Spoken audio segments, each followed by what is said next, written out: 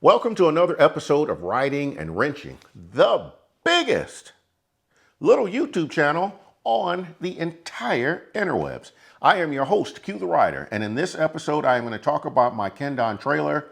I have received a lot more questions and I'm going to answer those questions in this video. I've done two prior videos on my Kendon trailer and I will provide the links to those in the description of this video and probably post a link up here somewhere if you want to watch those videos as well. If you're interested in buying one of these trailers, I have an affiliate link, so please consider using that if you're going to buy one of these trailers.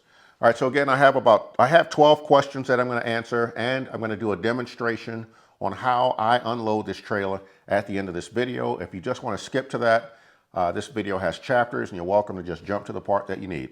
All right, let's go ahead and jump into the questions. Question number 1 comes from KT. Hello, sir. Are you pleased with the trailer for a big bagger? Absolutely. I have towed a few different bikes with my trailer, a Harley Ultra Limited, a Harley Road Glide Ultra, a Harley Street Glide Special, these two bikes. And I've also towed a Honda 750, absolutely no problems. The tow vehicles that I've used a Ford F-250 Super Duty, a Ford Expedition, and a Ford Ranger. No problems with any of them. Now the Ranger, you can see the trailer, or you can see the bike very clearly through the rear view mirror. Actually, you can with the Expedition as well. But with the Ranger, because it's a smaller vehicle, you can feel it just a little tiny bit, but it's really not a big problem. I've towed somewhere around 8,000 miles between all of the trips. My single longest trip has been about 1,000 miles from Memphis to Daytona.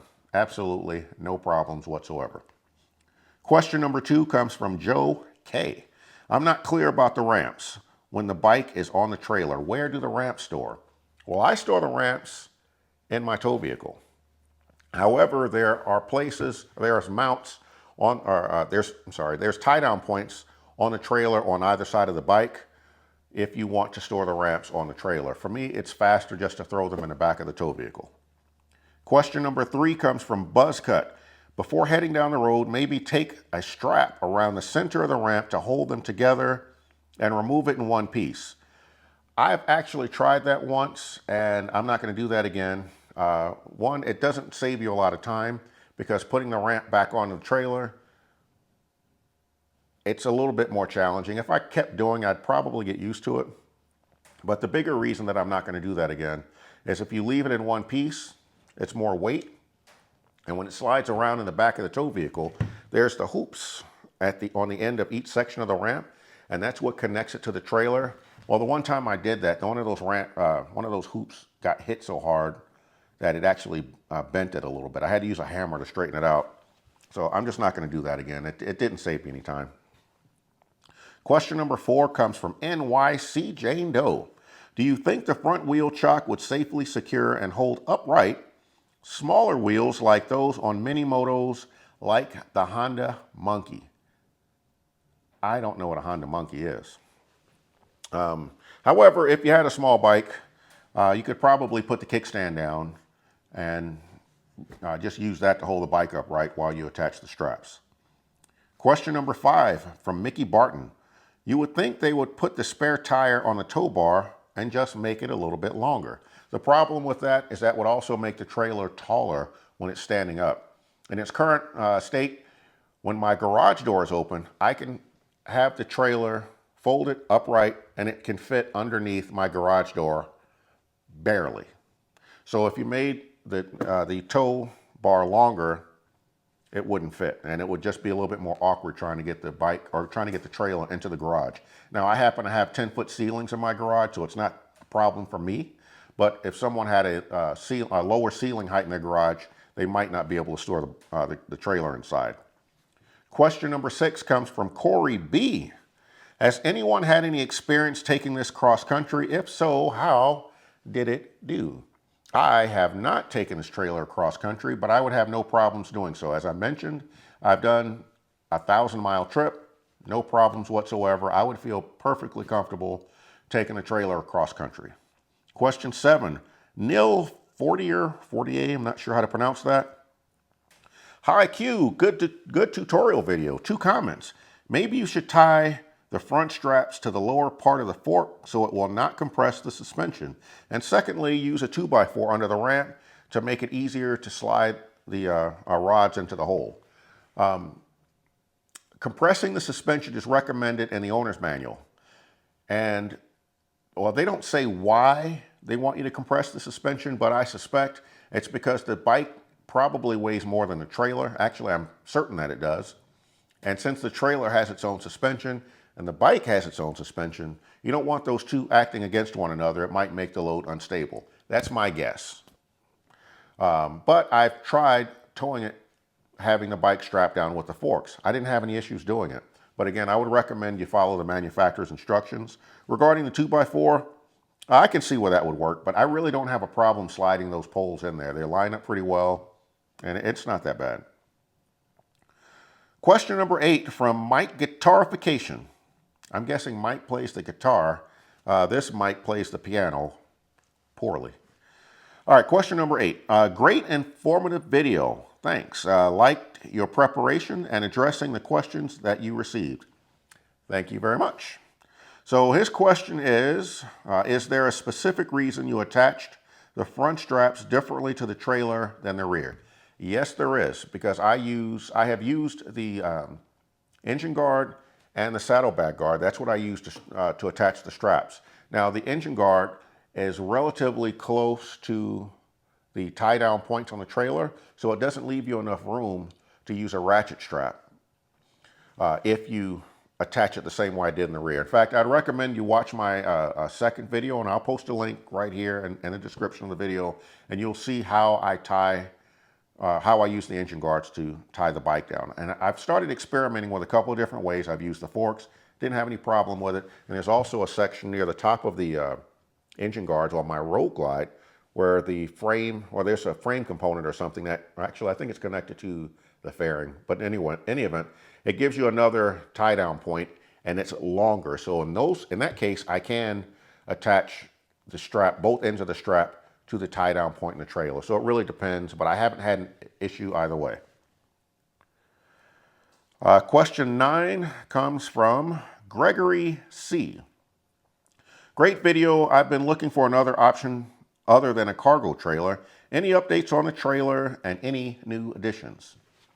As a matter of fact, there are. So the first change that I made to my trailer, when the trailer is upright, there are 3 casters. 2 swivel casters on either end and a fixed caster in the middle. I replaced that fixed caster with a swivel caster, and that makes the trailer a little bit more maneuverable once I have it in my garage, and it's a lot easier to push up against the wall. I have my tie-down strap kit. I picked this up on Amazon, and I'll provide an affiliate link if you're looking for a nice set of tie-down straps, and I'll show you why I like this one so much. There's 4 straps, or 4 sets of straps, I guess, and there's 3 parts to each strap. There's the ratchet. This is the other part of the tie-down strap. And it comes with this thingamabob. So you could use this in different parts of the bike to help tie it down. You just go through the loop like so.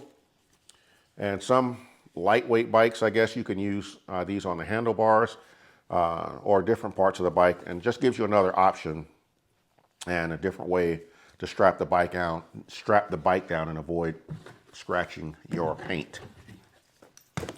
But this is a nice kit. Check the description section for an affiliate link. It's really nice. I've also purchased a lug wrench that I keep with the trailer. Let's see, what else have I done? I think that's it. Lug wrench, tie down straps, swivel caster. Yeah, I guess that's it. But other than that, the trailer's been fine. Absolutely no issues whatsoever. Oh, no, there's one more thing. I bought some locks, and you'll see that lock when I do the demonstration for unloading the trailer here in just a moment. Question 10. This is similar to a prior question. It's from Harley. And see, I'm going to say this with my best French accent I can come up with. Harley, Quebec, on a review. I like French, but I can't speak it. Excellent video.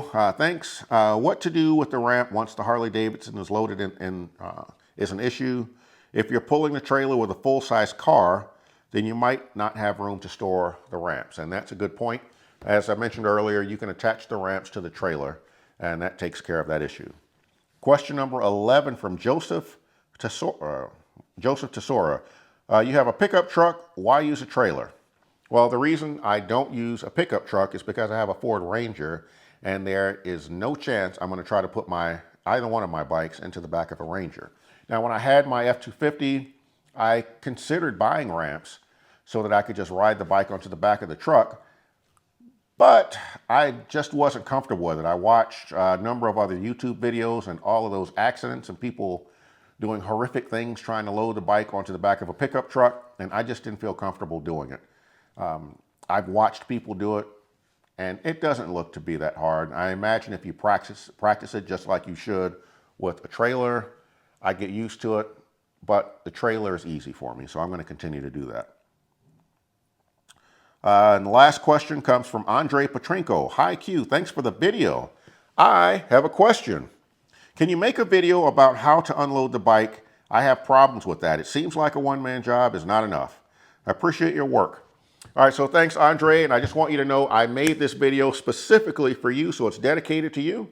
And in just a moment, I'm going to show you how I unload the bike by myself. My recommendation to anyone is to practice unloading the bike by yourself with your friends present for the first couple of times. If you do it 3 or 4 times, just load it, unload it, load it, unload it, load it, unload it.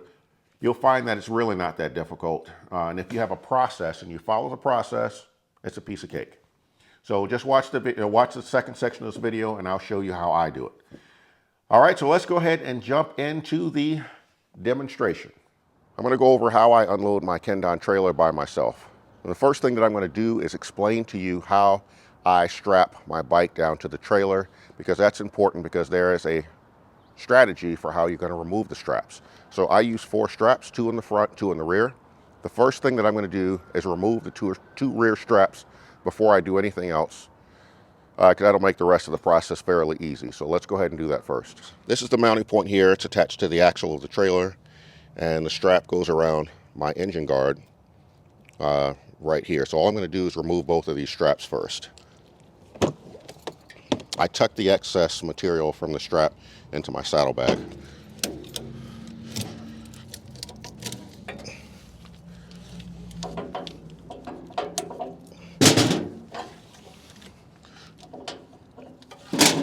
We'll do the same side on the throttle side of the bike.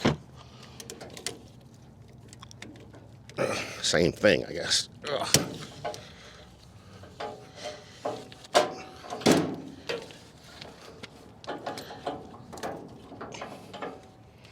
The next step is to install the ramps.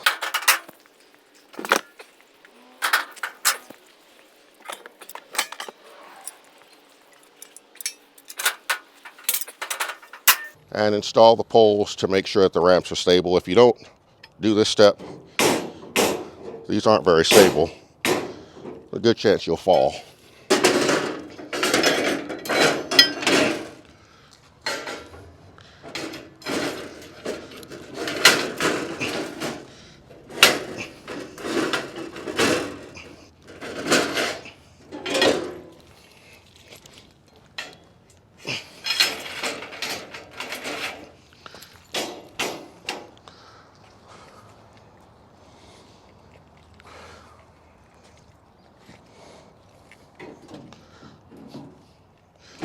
All right, now that I have the ramp installed, we're ready to remove the 2 front straps. Now, one thing to be aware of is make sure that the handles are pointed down, because your feet might be over that on that side, and you don't want to lose your balance when you're coming off the bike or coming off the trailer. So make sure that these handles are not facing up. On the side of the bike that we're going to mount the bike on, for me, it's the throttle side, on the right side of the bike. I want to loosen this strap. We're not going to completely remove it. We're just going to loosen it, because my goal is to have the right strap. It's going to be the last one that I remove. So I want to use this strap to have the whole weight of the bike on this one strap while I'm preparing to mount the bike. So let's just loosen this up a little bit.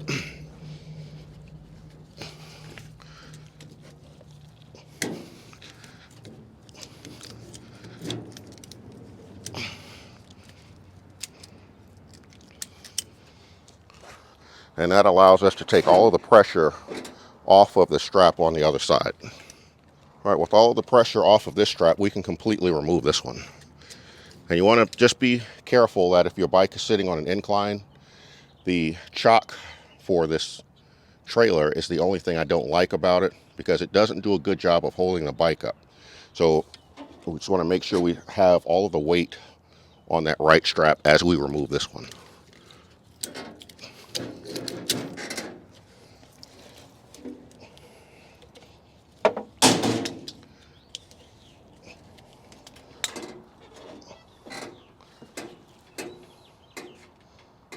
And there's a perfect example of what happens with this trailer.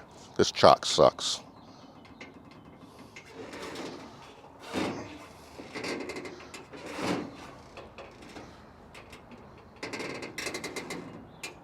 There we go.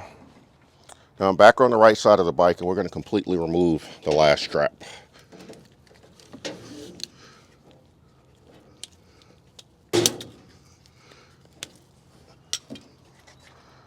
Now that I have all the straps removed from the bike, we can go ahead and mount the bike, and we're going to back off. Now, one thing that you may want to do if you have a backrest like I do is to remove the backrest. It'll make it easier to put your foot out, reach your foot over the seat. So we'll get that out of the way.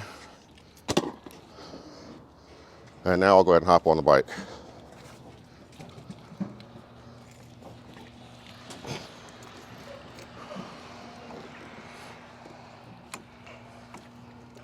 At this point, I'm going to put the bike in neutral and just start backing it off.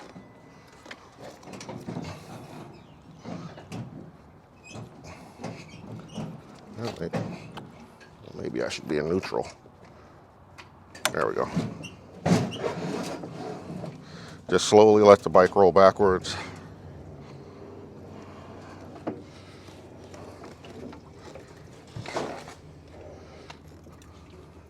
Now with the bike completely removed, we can disassemble the ramp and put the trailer away. And I'm going to go over a couple of things that you want to do inspecting your trailer after a trip.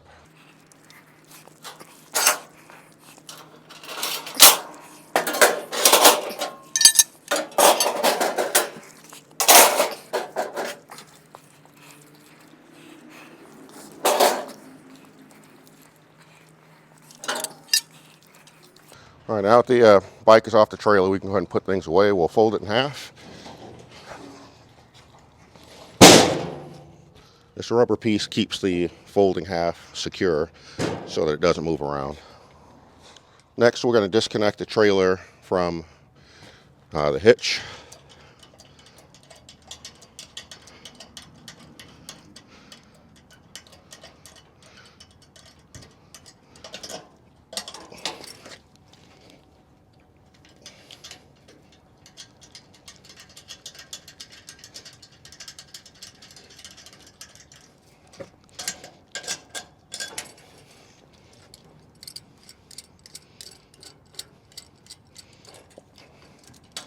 When I store the trailer, I try to make sure that I close these safety hoops so that they don't fall off and I lose them.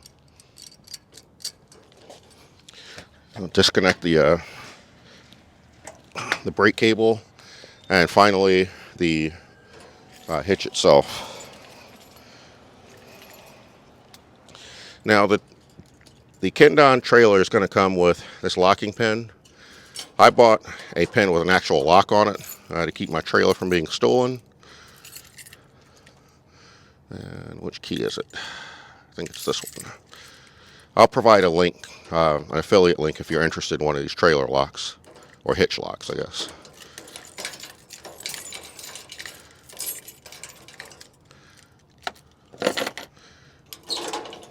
Now that I have the trailer disconnected from my tow vehicle, I can just lift it up. And there you have it, unloading a Kendon trailer all by yourself. It takes about 10 minutes. If you've never done it before, I'd encourage you to practice several times so you don't hurt yourself. Also be aware that if the ramp is wet, it can be slippery, but otherwise it's really not that difficult as long as you have a process and follow your process. All right, now that I've got my trailer unloaded, I'm going to inspect it before I put it away. We're going to look for any damage to the tires or anything else. Now I will tell you right off the bat that I got a warning message on my vehicle that my brake lights on the trailer were not working. So we're going to take a look at that, but let's inspect the tires first. So the first thing that I'm going to do is look for nails or any other damage to the tire.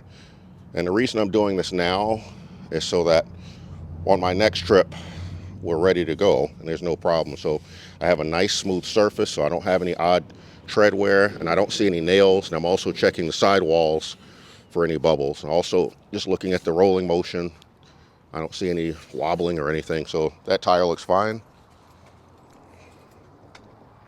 We'll do the same thing on this tire. We're looking for any nails. That's a rock.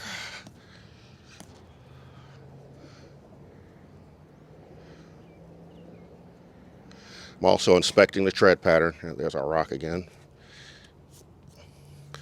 And check your sidewalls. Make sure there's no damage to the tire, and that the surface of the tire is nice and smooth and no uneven wearing, which it would indicate that you have some other type of problem. So my tires are in good shape. As I mentioned, I had an issue, or I had a warning inside my vehicle telling me that one of my trailer brake lights wasn't working, and I took a look. And look at this, I had 2 wires that are broken off. I have no idea how that happened. So I'm going to have to disassemble this light and fix, or reattach my lights here and get that light fixed. But other than that, my trailer looks to be in good shape. A few other things I like to look at. I just visually inspect all the welds on the trailer to make sure that I don't see any cracking or rust or any other signs of some future damage that might occur. I have seen some reviews with older Kendon trailers where people complained about the welds breaking it. So if one of these welds broke while you're riding, you're going to have some serious issues. So I don't see any visual signs of damage. You know, a visual inspection isn't always going to catch failing welds, but it's better than not looking at all. On the underside of the trailer, you have lots of nuts and bolts and things that are on here. So just inspect them to make sure they're all in place and nothing is loose. Now I'm going to reattach my spare tire to the trailer.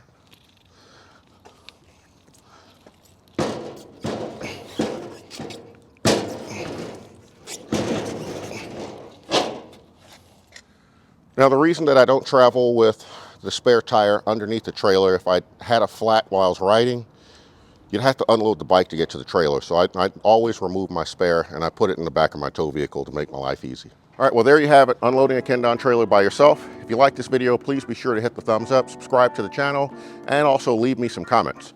Also, if you're looking for a Kendon trailer, I will include an affiliate link in the description of this video, and I'll get a small commission from any sales of the trailer. So I appreciate your support. This is Q. I'm riding, I'm wrenching, and I am out.